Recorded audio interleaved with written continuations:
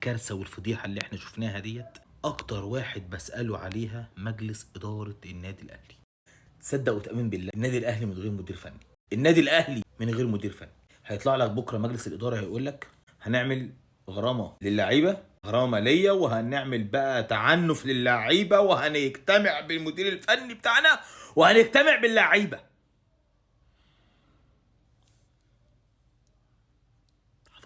حفظنا الشويتين، احنا حفظنا الشويتين اللي انتوا بتعملوهم. غرامه على اللعيبه وهنجتمع بالمدير الفني ومش عارف هنعنف اللعيبه بتاعتنا. مجلس اداره النادي الاهلي اللي راحت جابت لعيبه كسر، لعيبه عاله. مجلس اداره النادي الاهلي اللي رايحه تجيب مدير فني على ما تفرج.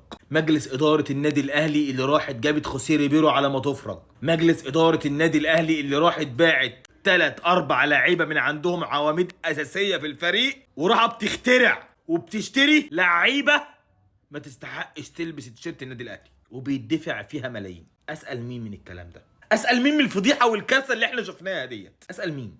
انا عاوز واحد من مجلس الاداره يطلع يقول لي حاجه احنا شفناها سليمه هنا. في فكره في المدير الفني، المدير الفني اللي واقف على الخط حاطط ايده في جيبه، ولا ليه ريحه الكاتشنه، ولا بيفكر، ولا في فكره، ولا هات واحد ناحيه هنا، ولا هات ده ناحيه ديت، ولا حط 2 قدام، ولا عمل اي حاجه. مفيش كاتشنه، مفيش. هو واقف بس بره على الخط حاطط ايده في جيبه بس.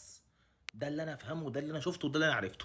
ان انا بلعب من غير مدير فني، ان انا بلعب اصلا من غير لعيبه. اللعيبه هوا، لعيبه هوا، لعيبه لابسه تيشيرتات النادي الاهلي وبيلعبوا خلاص ونازلين. وعاوز اقول لك على الجلطه ان انت هتقابل بكره اللعيبه دي بكره في التدريبات عادي جدا. ما عندهمش دم، هم ما عندهمش دم، ما عندهمش دم. حسبي الله ونعم الوكيل فيكم. سلام.